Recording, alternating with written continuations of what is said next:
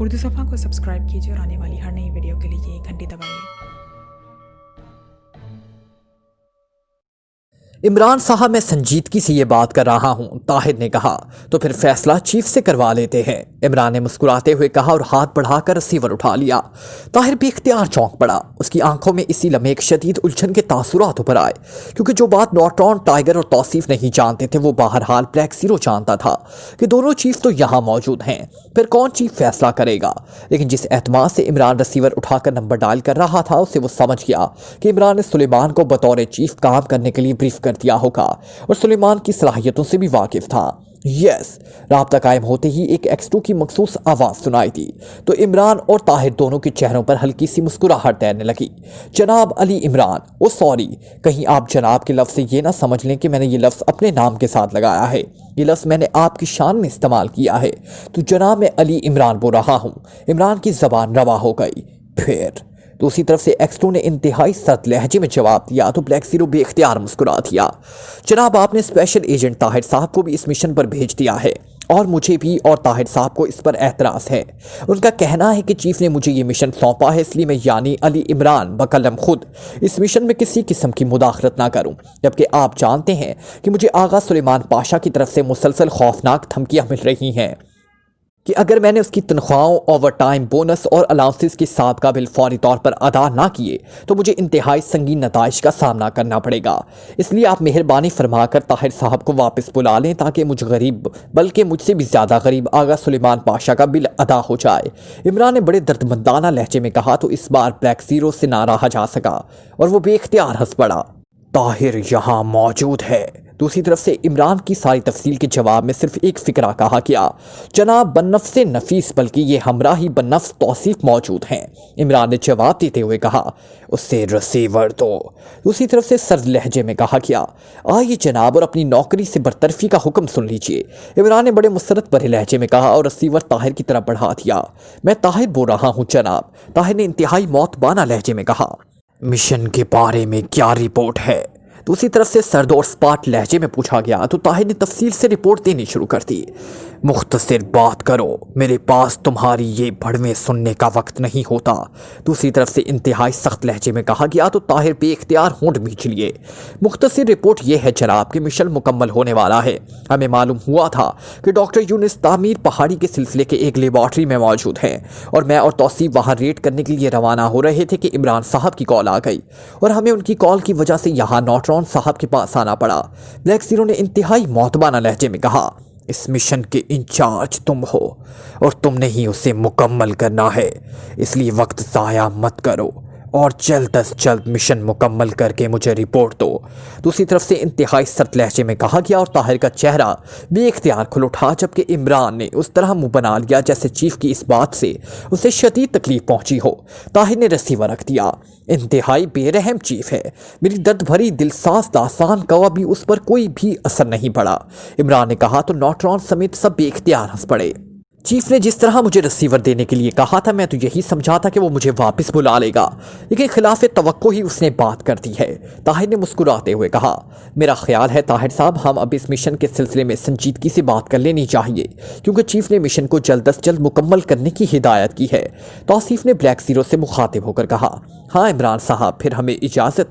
ताहिर ने इमरान की तरफ देखते हुए कहा, ठीक है, अब मैं क्या कह सकता हूँ, खुद करो रा इलाजे नीस्त। मैंने ही चीफ से फैसला कराने की बात की थी।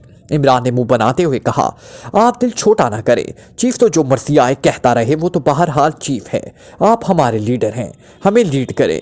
ताहिर ने मुस्कुराते हुए कहा, नहीं, ये मिशन तुम्हारा है, तुम उससे मुकम्मल करो, लेकिन अभी तामीर पहाड़ी पर मत जाना, क्योंकि जितना मैं काफिरिस्तान के प्राइम मिनिस्टर और सदर को जानता हूँ उतना कोई नहीं जानता। मुझे यकीन है जैसे ही कर्नल रुशाद के बारे में उन्हें इल्म होगा, वो लामहला डॉक्टर यूनुस को वहाँ से हटा लेंगे और इस तरह तुम्हारा वहाँ जाना बेकार हो जाएगा। इमरान ने कहा, ओह, ये तो वाकई आपने अहम बात की है, फिर अब क्या किया जाए? ताहिर ने परेशान होते हुए कहा, नॉर्टन, क्या यहाँ से तामीर पहाड़ियों पर पहुँचने के लिए हेलीकॉप्टर चार्टर्ड कराया जा सकता है? इमरान ने नॉर्टन से मुखातिब होकर पूछा। बिल्कुल कराया जा सकता है, यहाँ कई कंपनियाँ ये काम करती हैं। नॉर्टन ने जवाब देते हुए कहा, प्राइम मिनिस्टर हाउस में तुम्हारे आदमी मौजूद हैं, इमरान ने कहा, जी हाँ। नॉटरॉन ने जवाब दिया, तुम वहाँ से पहले ये सुनगुन लोगे कर्नल नौशाद, गुमशुदगी के सिलसिले का वहाँ क्या तासुर है, ताकि मालूम हो सके कि वो क्या फैसला करते हैं। इमरान ने कहा तो नॉटरॉन ने अस्बात में सिर हिलाते हुए मेज पर रखा हुआ ट्रांसमीटर अपनी तरफ खिसकाया और फिर इस पर एक फ्रीक्वेंसी एडजस्ट करनी शुरू कर दी। फ्रीक्वेंसी एडजस्ट करके उसने उसका बटन ऑन कर दिया। Hello Tariq, calling over. नॉटरॉन ने लहजे और आवाज बदलकर बार बार कॉल देते हुए कहा, यस दास अटेंडिंग यू। चंद लम्हों बाद एक हल्की सी आवाज सुनाई दी। दास, मुझे इत्तला मिली है कि मिलिट्री इंटेलिजेंस का कोई कर्नल नौशाद और उसका असिस्टेंट कैप्टन सुरिंदर पुरअसरार तौर पर गायब हो गए हैं।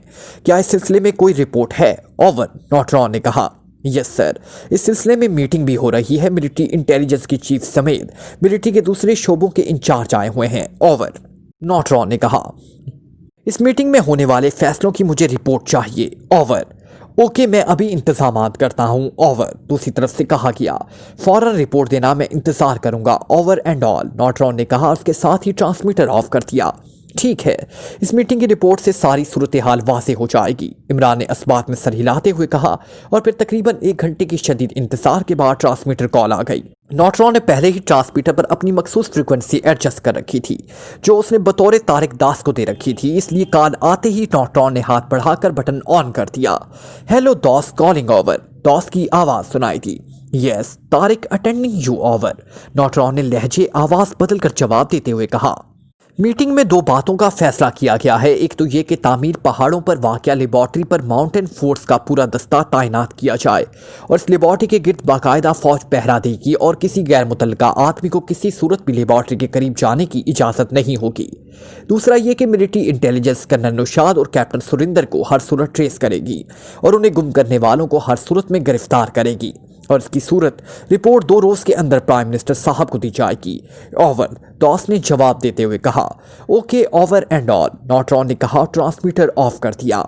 इसका मतलब है कि अभी डॉक्टर यूनुस को वहीं रखने का फैसला किया गया है। नॉटरॉन, अब मालूम करो कि हेलीकॉप्टर के जरिए इन पहाड़ियों में कहां तक पहुंचा जा सकता है। वो क्या नाम है इस गांव का? इमरान ने बोलते बोलते रुककर ताहिर की तरफ देखते हुए कहा, शहर का नाम तो सारंग है और गांव का नाम कांदो। ताहिर ने जवाब दिया, हाँ, क्या इस कांदो गांव तक पहुंचा जा सकता है या ये परवाज सिर्फ सारंग तक ही महदूद रहेगी? इमरान ने कहा तो नॉटरॉन ने अस्बात में सर हिलाते हुए फोन का रिसीवर उठाया और तेजी से नंबर डायल करने शुरू कर दिए। Yes, arrow air chartered service. राब्ता कायम होती ही एक नुस्वानी आवाज सुनाई दी। मैनेजर रॉबर्ट से बात कराएं, मैं लॉसन बोल रहा हूँ। नॉटरॉन ने एक बार फिर लहजा और आवाज बदलते हुए कहा, यस सर, होल्ड ऑन करें। उसी तरफ से कहा गया, हेलो रॉबर्ट बोल रहा हूँ। लॉर्सन, कैसे फ़ोन किया? कोई ख़ास बात? चंद लम्हों बाद दूसरी तरफ से बेतकल्फाना लहजे में कहा गया, मेरे चंद दोस्त तामीर पहाड़ियों वाले इलाके में शिकार खेलने के लिए जाना चाहते हैं। क्या तुम्हारी सर्विस वहाँ तक हेलीकॉप्टर चार्टेड करती है? नॉटरॉन ने कहा, हाँ क्यों नहीं, लेकिन हमारे पास लाइसेंस सिर्फ वहाँ के सबसे बड़े शहर सारंग तक का है। वहाँ से तुम्हारे दोस्तों को शिकार पर जाने के लिए जीप्स मिल जाएगी। रॉबर्ट ने जवाब देते हुए कहा, क्या जीपों का इंतजाम तुम्हारी सर्विस ही करेगी? नॉटरॉन ने पूछा, नहीं, वहाँ शहर में ऐसी कंपनियां मौजूद हैं जो शिकारियों के लिए तमाम इंतजामात करती हैं। अगर तुम कहो तो उसके लिए रेफरेंस दिया जा सकता है। बहरहाल फिक्र की ज़रूरत नहीं, इंतजामात हो जाते हैं। पार्टियां शिकार के लिए वहाँ जाती रहती हैं। अभी थोड़ी देर पहले एक पार्टी जो एक्रीमियन आदमियों पर मुश्तमिल थी सारंग रवाना हुई है। मुझे उनके लिए वहाँ गाइड का भी बंदोबस्त करना पड़ा है। रॉबर्ट ने कहा तो इमरान ने जल्दी से हाथ बढ़ाकर नॉटरॉन के हाथ से रिसीवर झपट लिया। क्या वो दोनों एक्रीमियन शिकार के लिए गए हैं? इमरान ने उसी अंदाज और उसी लहजे में बात करते हुए कहा जिस आवाज़ और लहजे में नॉटरॉन बात कर रहा था। हाँ, उनका मकसद सहरो तफरी भी था और साथ ही शिकार भी। रॉबर्ट ने जवाब दिया, क्या नाम थे उनके? मेरे मेहमानों में भी 2 एक्रीमी शामिल थे, लेकिन उनसे राब्ता नहीं हो रहा।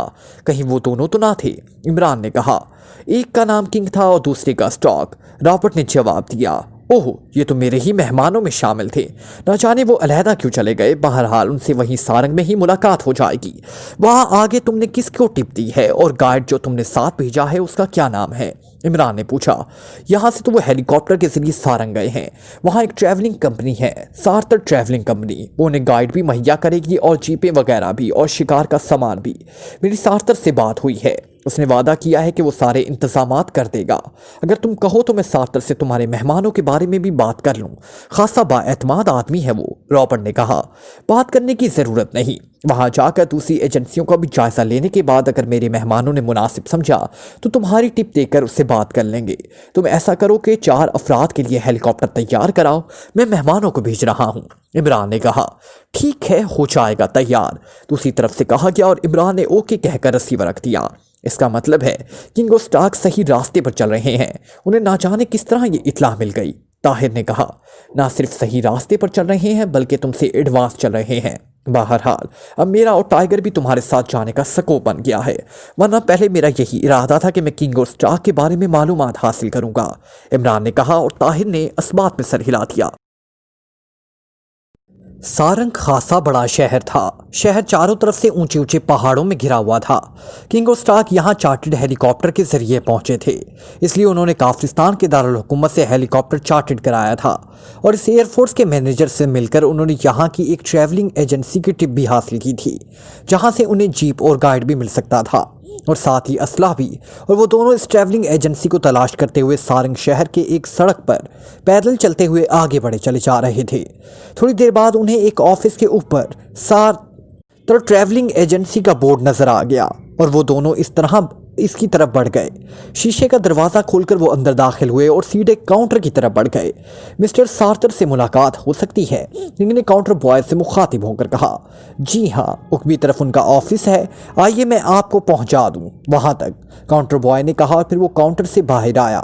ان دونوں کو ساتھ لے کر دکان کے مغربی سائڈ میں واقع ایک راہداری میں آ گیا۔ راہداری کے آخر میں ایک شیشے کا دروازہ موجود تھا جس پر مینیجر کی پلیٹ بھی لگی ہوئی تھی۔ یہ دروازہ ہے جناب، کاؤنٹر بوائے نے کہا، اور کنگ نے اسبات میں سر ہلا دیا اور آگے بڑھ گیا۔ دروازہ کھول کر وہ دفتر میں داخل ہوئے تو سامنے آفس ٹیبل کے پیچھے بیٹھے ہوئے ایک ادھیڑ عمر آدمی نے انہیں چونک کر دیکھا اور پھر اٹھ کھڑا ہوا۔ خوش آمدید جناب، میرا نام سارتر ہے، ادھیڑ عمر آدمی نے مصافحہ کے لیے ہاتھ بڑھاتے ہوئے کہا۔ میرا نام کنگ ہے اور یہ میرا ساتھی ہے سٹارک، آپ کو ایرو ایئر چارٹرڈ کمپنی کے مینیجر رابرٹ نے ہمارے متعلق کال کی تھی، کنگ نے کہا۔ میں تو آپ کا منتظر تھا جناب، میں نے آپ کے لیے ایک بہترین گائیڈ کا انتظام کیا ہے، اور اس کے علاوہ بھی آپ جو انتظامات چاہیں وہ ہو سکتے ہیں، سارتر نے مسکراتے ہوئے کہا۔ ہم شکار بھی کھیلنا چاہتے ہیں اور سیاحت بھی ساتھ ساتھ کرنا چاہتے ہیں، آپ ہمارے لیے گائیڈ کا انتظام کریں جو اس سارے علاقے کے چپے چپے سے واقف ہو، کنگ نے مسکراتے ہوئے کہا۔ ایسے ہی گائیڈ کا انتظام ہوا ہے، پورن اس علاقے کا کیڑا سمجھا جاتا ہے، میں اس سے بلاتا ہوں، سارتر نے کہا، اور میز پر رکھے ہوئے فون کا ریسیور اٹھا کر اس نے تیزی سے نمبر ڈائل کرنے شروع کر دیے۔ Prince club. رابطہ قائم ہوتے ہی دوسری طرف سے ایک آواز سنائی دی۔ میں سارتل بول رہا ہوں، پورن یہاں موجود ہوگا، اس سے بات کراؤ، سارتر نے کہا۔ اچھا، ہولڈ آن کرو، دوسری طرف سے کہا گیا۔ ہیلو، پورن بول رہا ہوں جناب۔ چند لمحوں بعد ایک معتمانہ آواز سنائی دی۔ پورن میرے آفس آ جاؤ، جس پارٹی کے ساتھ تم نے جانا ہے وہ آ گئی ہے، سارتر نے کہا۔ اوکے، میں آ رہا ہوں، دوسری طرف سے کہا گیا، اور سارتر نے ریسیور رکھ دیا۔ اس کے علاوہ آپ اور کس قسم کے انتظامات چاہتے ہیں، سارتر نے کنگ سے مخاطب ہو کر کہا۔ جیپ، اسلحہ، غذا، شراب اور سامان جیسے ہم شکار بھی کھیل سکیں اور سیر و تفریح بھی کر سکیں، کنگ نے مسکراتے ہوئے کہا۔ یہ سب مل جائے گا، میرا مطلب تھا کہ شاید آپ لیڈیز پارٹنر بھی ساتھ لے جانا چاہیں تو اس کا انتظام بھی ہو سکتا ہے، سارتر نے مسکراتے ہوئے کہا۔ او نہیں، ہمیں ایسا کوئی شوق نہیں ہے، کنگ نے جواب دیا، اور سارتر سر ہلا کر خاموش ہو رہا۔ تھوڑی دیر بعد آفس کا دروازہ کھلا اور ایک مضبوط جسم کا مقامی نوجوان اندر داخل ہوا۔ آؤ پورن، سارتر نے کہا، اور پھر اس نے پورن کو کنگ اور سٹارک سے تعارف کرایا، اور پورن انہیں سلام کر کے کرسی پر بیٹھ گیا۔ ٹھیک ہے، اب آپ باقی انتظام بھی کر دیں تاکہ ہم روانہ ہو سکیں، کنگ نے کہا۔ پورن صاحبان کو گودام لے جاؤ اور جو سامان یہ کہیں وہاں سے نکلوا دو، انچارج بھگت رام کو میں فون کر دوں گا، سارتر نے کہا، اور پورن نے اسبات میں سر ہلا دیا۔ آئیے جناب، پورن نے کنگ اور سٹارک سے مخاطب ہو کر کہا۔ وہ دونوں اٹھ کھڑے ہوئے۔ پیمنٹ کا کیا سلسلہ ہوگا، کنگ نے کہا۔ پورن سے آپ خود طے کر لیں، باقی جو سامان آپ لیں گے اس کا معاوضہ گودام انچارج کو دے دیں، واپسی پر جب آپ جیپ اور اسلحہ اور دوسرا سامان واپس کریں گے پھر اس کے کرائے کا حساب ہو کر بقایا آپ کو مل جائے گا، سارتر نے بھی اٹھ کر کھڑے ہوتے ہوئے کہا۔ ٹھیک ہے، شکریہ، پھر واپسی پر ملاقات ہوگی، کنگ نے کہا، اور سارتر نے مصافحہ کر کے وہ دروازے کی طرف بڑھ گیا۔ چند لمحوں بعد وہ ایجنسی سے باہر آ گئے۔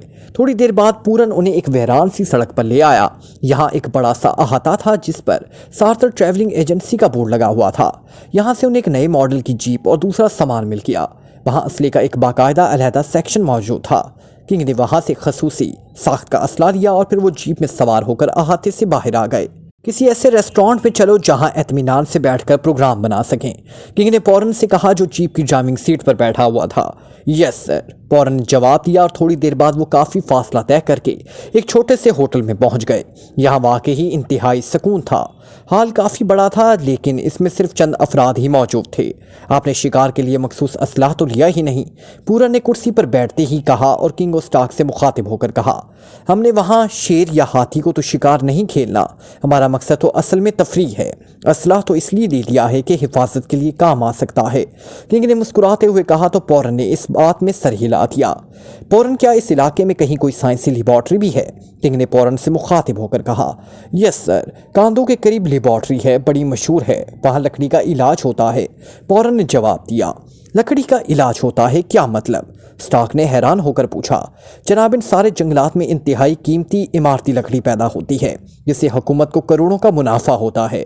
इसलिए हुकूमत ने यहाँ बाकायदा साइंसी लेबॉर्ट्री बनाई हुई है जहाँ साइंसदान लकड़ी को लगने वाले कीड़ों का इलाज तलाश करते हैं।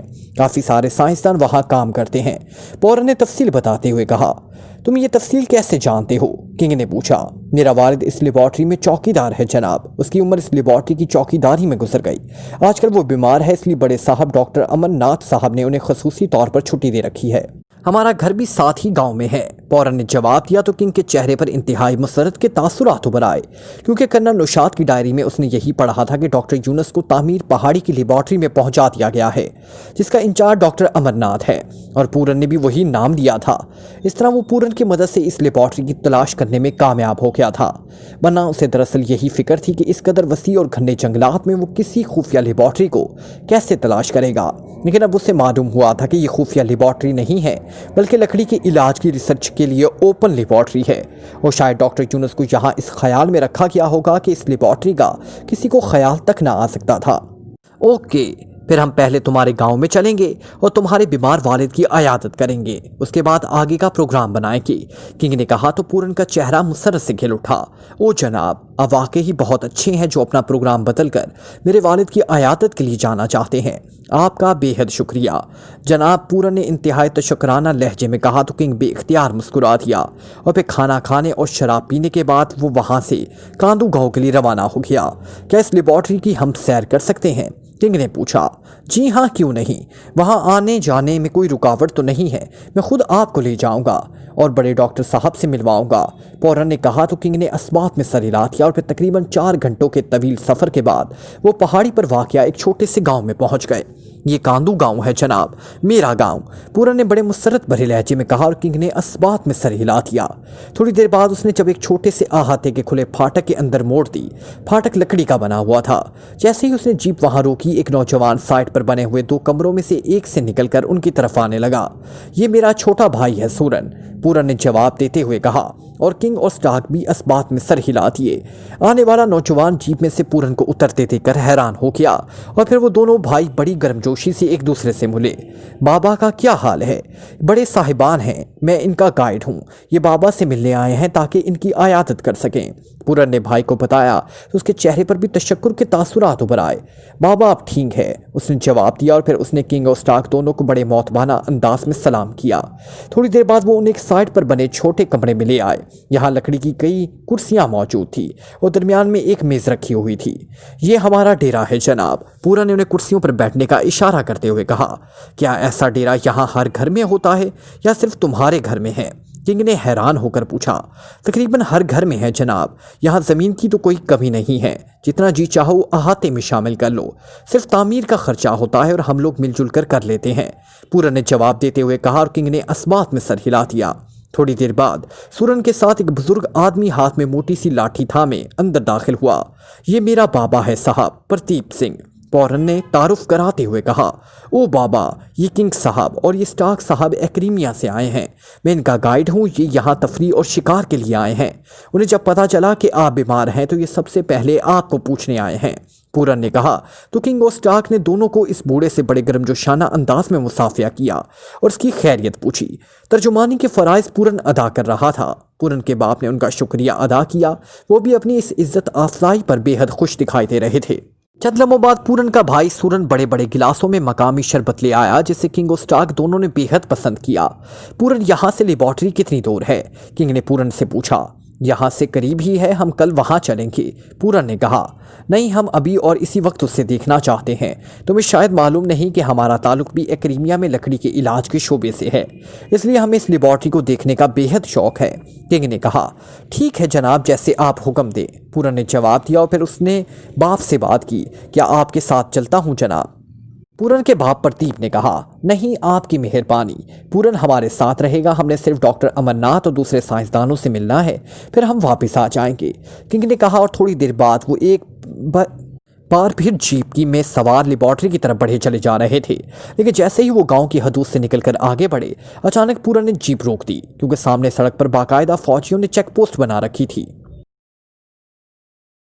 شاید یہاں فوجی مشقیں ہو رہی ہیں، پورن نے کہا، لیکن کنگ اور اسٹارک یہ چیک پوسٹ دیکھ کر چونک گئے تھے۔ چند لمحوں بعد جیپ اس چیک پوسٹ کے قریب پہنچ کر رک گئی۔ آپ ادھر نہیں جا سکتے، واپس جائیں، ایک کیپٹن نے آگے بڑھتے ہوئے کہا۔ یہ لکڑی کے علاج کے ماہر ہیں، ایکریمیا سے تشریف لائے ہیں، اور ڈاکٹر امر ناتھ سے ان کی ملاقات طے ہے جناب، پورن نے جیپ سے نیچے اترتے ہوئے کہا، اور کنگ اور اسٹارک بھی نیچے اتر آئے۔ لیکن لیبارٹری کو ممنوعہ علاقہ قرار دے دیا گیا ہے، اب وہاں کوئی نہیں جا سکتا، کیپٹن نے کنگ اور اسٹارک کو غور سے دیکھتے ہوئے کہا۔ اگر آپ اجازت دے تو میں جا کر ڈاکٹر صاحب سے اجازت نامہ لے آؤں، پورن نے جواب دیا۔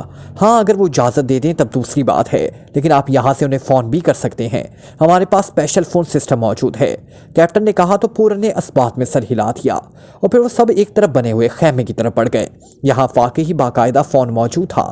کیپٹن نے ریسیور اٹھایا اور نمبر ڈائل کرنے شروع کر دیے۔ سیکیورٹی کیپٹن ماشو بول رہا ہوں، ڈاکٹر امر ناتھ صاحب سے بات کروائیں۔ رابطہ قائم ہوتے ہی کیپٹن نے اپنا تعارف کراتے ہوئے کہا۔ یس، ڈاکٹر امر ناتھ بول رہا ہوں۔ چند لمحوں بعد ایک بھاری سی آواز سنائی دی، اور کیپٹن نے ریسیور پورن کی طرف بڑھا دیا۔ جناب ڈاکٹر صاحب، میں چوکیدار پرتیپ کا لڑکا پورن بول رہا ہوں جناب، پورن نے کہا۔ اوہ، تم، کیا بات ہے، تمہارا باپ تو بخیریت ہے نا؟ دوسری طرف سے ڈاکٹر نے چونک کر پوچھا۔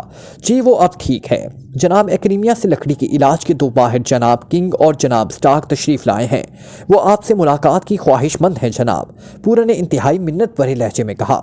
نہیں پورن، حکومت کی طرف سے سخت ممانعت ہے، اس لیے مجبوری ہے، پھر کبھی صحیح، ڈاکٹر امر ناتھ نے انکار کرتے ہوئے کہا۔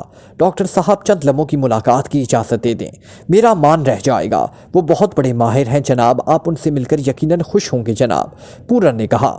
نہیں پورن، فی الحال ایسے ممکن نہیں، مجبوری ہے، دوسری طرف سے کہا کہ اس کے ساتھ ہی رابطہ ختم ہو گیا تو پورن نے بڑے مایوسانہ انداز میں ریسیور واپس کوریڈور پر رکھ دیا۔ بس تسلی ہو گئی، اب آپ لوگ واپس جائیں، کیپٹن نے کہا۔ کیا کوئی خاص بات ہو گئی ہے جو اس طرح کی پابندیاں لگائی گئی ہیں؟ کنگ نے پہلی بار کیپٹن سے مخاطب ہو کر پوچھا۔ جی ہاں، کوئی سرکاری مسئلہ ہے، کیپٹن نے گول مول سا جواب دیا۔ یہاں سے لیبارٹری تک اور کتنی چیک پوسٹیں ہیں؟ کنگ نے خیمے سے باہر آتے ہوئے پوچھا۔ دوسرے راستوں پر چیک پوسٹیں ہیں، یہاں سے تو ہماری ہی چیک پوسٹ ہے، کیپٹن نے جواب دیا۔ وہ اب واپس اپنی جیپ کے پاس پہنچ چکے تھے۔ اوکے پورن، آؤ واپس چلیں، کنگ نے پورن سے کہا، اور پھر وہ اسٹارک کے ساتھ واپس جیپ میں سوار ہو گیا۔ پورن نے جیپ بیک کی اور واپس لے جانے لگا۔ ایک موڑ مڑتے ہی کنگ نے پورن کو جیپ روکنے کے لیے کہا، اور پورن نے جیپ روک دی اور حیرت بھری نظروں سے کنگ کی طرف دیکھنے لگا، جیسے اسے جیپ روکنے کے حکم کی وجہ تسمیہ سمجھ نہ آ رہی ہو۔ تم تو اس علاقے کے رہنے والے ہو، کیا اس راستے کے علاوہ لیبارٹری تک جانے کا اور کوئی راستہ نہیں ہے؟ کنگ نے پوچھا۔ راستے تو کئی ہیں جناب، لیکن وہاں بھی فوج کی نگرانی ہوگی، اور یہاں تو فوج نے ہمیں صرف روکا ہے، وہاں وہ لوگ ہمیں گرفتار کر لیں گے، پورن نے کہا۔ تم کسی ایسے راستے سے چلو جہاں سے ہم اس لیبارٹری تک جلد از جلد پہنچ سکیں، آگے جو ہوگا دیکھا جائے گا، میں بہرحال یہ لیبارٹری دیکھنا چاہتا ہوں، لیکن ڈاکٹر امر ناتھ صاحب ناراض ہوں گے جناب، پورن نے کہا۔ تم ان کی فکر مت کرو، جب ہم سے ملاقات کریں گے تو تمہارا شکریہ بھی ادا کریں گے، اور وہ ہمارے متعلق کچھ نہیں جانتے، ملاقات کے بعد انہیں معلوم ہوگا کہ ان کی ملاقات کس سے ہو رہی ہے، کنگ نے کہا۔ تو پورن نے اس بات میں سر ہلایا اور جیپ آگے بڑھا دی۔ کافی آگے جا کر اس نے جیپ کو موڑا اور ایک تنگ سی پہاڑی راستے پر چلانے لگا۔ راستہ بے حد تنگ اور انتہائی خطرناک تھا، لیکن پورن بڑے ماہرانہ انداز میں جیپ چلاتا ہوا آگے بڑھتا چلا گیا۔ بعض جگہوں پر تو ایسے خطرناک مقامات آ گئے کہ کنگ اور اسٹارک دونوں کے رنگ زرد پڑ گئے، لیکن پورن وہاں سے بھی جیپ کو باحفاظت نکال کر لے گیا۔ گڈ شو، पूरन तुम वाकई ही बेहतरीन ड्राइवर हो। किंग ने बेसाख्ता पूरन की तारीफ करते हुए कहा, आपकी मेहरबानी है जनाब। वैसे मैं इन इलाकों में मुसाफिर वैगनें चलाता रहा हूँ और अक्सर बारिशों में सड़कें टूट जाती थी तो मुझे ऐसे ही रास्तों पर सफ़र करना पड़ता था। पूरन ने जवाब दिया और किंग ने असबात में सर हिला दिया। फिर तकरीबन 1.5 घंटे की इंतहाई सख्त और ख़तरनाक सफ़र के बाद पूरन ने एक जगह ले जाकर जीप रोक दी। जनाब, इससे आगे पैदल चलना पड़ेगा, जीप नहीं जा सकती। पूरन ने कहा, कितना फासला होगा यहाँ से? किंग ने पूछा। ज़्यादा नहीं है जनाब, वो सामने चढ़ाई चढ़कर जब हम दूसरी तरफ उतरेंगे तो लेबॉर्ट्री के उकबी तरफ पहुंच जाएंगे। पूरन ने कहा तो किंग ने असबात में सर हिला दिया और फिर वो दोनों जीप से उतर गए तो पूरन ने जीप को एक साइड पर करके एक झुकी हुई चट्टान के नीचे छुपाकर खड़ा किया ताकि ऊपर से देखने पर नजर न आए। उसे खतरा था कि कहीं फौजी चेकिंग करते हुए ऊपर से उसे देख ना ले और फिर जीप को लॉक करके वो भी नीचे उतर आया। स्टॉक ने नीचे उतरते वक्त जीप की उकबी सीट के नीचे रखा हुआ असले का मखसूस बैग उठाकर कांधे पर ला दिया था। इसमें से साइलेंसर लगे मशीन पिस्टल निकालकर, एक मुझे दे दो और दूसरा अपने पास रख लो, किंग ने आहिस्ता से स्टॉक से कहा और स्टॉक ने उस बात में सर हिलाते हुए उसके हुक्म की तामील कर दी। जब पूरन जीप को छुपाकर और लॉक करके वापस आया तो साइलेंसर लगे मशीन पिस्टल बैग से निकलकर इन दोनों की जेब में जा चुके थे। आइए जनाब, पूरन ने कहा और आगे बढ़ गया। वो खामोशी से उसके पीछे चलते हुए आगे बढ़ने लगे। चढ़ाई चढ़ने के बाद वो दूसरी तरफ उतरे और फिर वो वाकई ही वादी में बनी हुई एक वसी अरीज लेबॉर्ट्री के उकबी तरफ पहुंच गए। यहाँ उकबी तरफ से अंदर दाखिल होने का कोई रास्ता नहीं है? किंग ने पूछा। ओ नहीं जनाब, उकबी तरफ से कैसे रास्ता हो सकता है? पूरन ने हैरान होते हुए कहा। और अगर गेट पर हमें रोक दिया गया और अंदर ना जाने दिया गया तो फिर? किंग ने कहा, ऐसा ही होगा। हो सकता है कि वहाँ मुसल्ला गार्ड मौजूद हो। स्टार्क ने कहा, हाँ ये भी मुमकिन है जनाब, बहरहाल कोशिश तो की जा सकती है। पूरन ने कहा, देखो पूरन, लामहला उकबी तरफ से कोई ना कोई रास्ता होगा क्योंकि ऐसी लेबॉर्ट्रियों में ऐसे रास्ते लाजिमन बनाए जाते हैं। किंग ने कहा, जनाब अगर होगा भी सही तो बहरहाल मुझे मालूम नहीं है क्योंकि मैं उकबी रास्ते से कभी ना अंदर गया हूँ और ना बाहर आया हूँ। पूरन ने जवाब दिया। चलो फिर, लेकिन हम पहले छुप कर जायजा लेंगे फिर आगे जाएंगे, किंग ने कहा और पूरन ने असबात में सर हिला दिया। थोड़ी देर बाद वो एक लंबा चक्कर काट के सामने के रुख पर पहुंच गए। वहां लेबॉर्ट्री का बड़ा गेट था और वाकई बाहर दो बारूदी मुसल्ला गार्ड बड़े चुकन्ने अंदाज में खड़े थे। 2 गार्ड हैं, स्टार्क ने किंग की तरफ देखते हुए कहा। पूरन तुम यहीं रुको, हम इन गार्ड्स को कवर करते हैं, फिर हम तुम्हें इशारे से बुला लेंगे। लेकिन एक बात सुन लो, हम चाहे जो कुछ भी करें तुमने ना ही आवाज़ निकालनी है और ना शोर मचाना है। मैं ज़िद्दी आदमी हूँ, इसलिए अब मैं हर सूरत में लेबॉर्ट्री देखकर और डॉक्टर अमरनाथ से मुलाकात करके ही वापस जाऊँगा। किंग ने कहा, मैं तो आपके हुक्म का गुलाम हूँ जनाब। पूरन ने कहा तो किंग ने स्टार्क को इशारा किया और वो दीवार की साइड पर लगकर तेजी से आगे बढ़ते चले गए। दोनों गार्ड गेट के सामने एक दूसरे की तरफ मुंह किए खड़े थे, लेकिन इन दोनों के उकब में चौड़े सतून थे, इसलिए वो दीवार की साइड को ना देख सकते थे और चूंकि उनके तस्वुर में भी ना था कि कोई इस तरफ से भी पहुंच सकता है, इसलिए वो मुतमईन अंदाज में खड़े थे। किंग और स्टार्क आहिस्ता आहिस्ता आगे बढ़ते रहे, फिर वो इस चौड़े सतून के पीछे पहुंच कर रुक गए। किंग ने जेब से साइलेंसर लगा मशीन पिस्टल निकाला और स्टार्क को अपने पीछे आने का इशारा करके वो तेजी से स्टोन के पीछे से निकला और इन मुहाफिजों के पास पहुंच गया। वो दोनों उससे और उसके पीछे आते हुए स्टार्क को देखकर भी इख्तियार उछल पड़े। लेबॉर्ट्री का बड़ा गेट बंद था, अलबत्ता इसमें छोटी खिड़की खुली हुई थी। इस दोनों ने हाथों में पकड़ी हुई मशीन गन्ने संभालने की कोशिश की ही थी कि कटाक कटाक की आवाज़ों के साथ ही वो दोनों वहीं ढेर होते चले गए। उनके मुंह से हल्की सी कराहें जरूर निकली, लेकिन सीधी दिल के अंदर उतर जाने वाली गोलियों ने उन्हें चीखने का भी मौका ना दिया और किंग और स्टार्क ने झपट कर उन्हें उठाया और कांधे पर लाद कर वो तेजी से दौड़ते हुए वापस उसी जगह पहुंच गए जहां पूरन मौजूद था। नीचे खाई है, उछाल दो, किंग ने कहा और उसके साथ ही उसने कांधे पर लदे हुए गार्ड को हजारों फुट नीचे खाई में उछाल दिया। स्टार्क ने भी इसकी पैरवी की। ये जनाब, ये तो कत्ल है जनाब। पूरन का रंग जर्द पड़ गया, उसकी आंखें फट गई थी कि कटाक की आवाज़ के साथ ही वो भी उछल कर नीचे गिर गया। किंग की चलाई हुई गोली उसके दिल में भी सीधी उतर गई और नीचे गिरकर वह सिर्फ चंद लम्हे ही तड़प सका और फिर साकित हो गया। उसकी खुली बेनूर आंखों में इंतहाई हैरत और इस्तेजाब का तासुर मुंजमद होकर रह गया। उसकी जेब से जीप की चाबियां निकालो और उसे भी खाई में फेंक दो, जल्दी करो, किंग ने कहा तो स्टार्क तेजी से जमीन पर पड़े हुए पूरन पर झुक गया। चंद लम्हों बाद उसने उसकी जेब में से चाबियां निकालकर अपनी जेब में डाल ली और फिर उसकी लाश उठाकर उसने इन गार्ड के पीछे खाई में डाल दी। आओ, अब हमने इस डॉक्टर अमरनाथ को यरगमाल बनाना है, किंग ने कहा। मेरा ख्याल है कि यहाँ जितने भी अफराद हों सबको ख़त्म कर दिया जाए, स्टार्क ने कहा। जैसी भी सूरत हाल होगी वैसे ही कर लेंगे। मैं चाहता हूं कि किसी तरह डॉक्टर अमरनाथ तक हम पहुंच जाएं। उसके बाद सिचुएशन खुद ब खुद हमारे हक में हो जाएगी, किंग ने कहा और स्टार्क ने अस्बाद में सर हिला दिया। थोड़ी देर बाद वो इस गेट की छोटी खिड़की को क्रॉस करके अंदर दाखिल हुए तो दूर तक एक बंद राहदारी थी जिसके आखिर में एक दरवाज़ा था।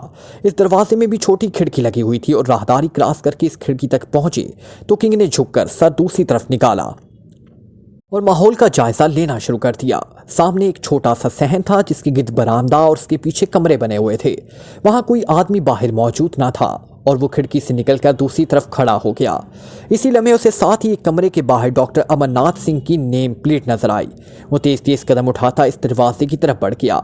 दरवाज़ा खुला हुआ था लेकिन इस पर पर्दा पड़ा हुआ था जिसकी वजह से अंदर का मंजर नजर ना आ रहा था।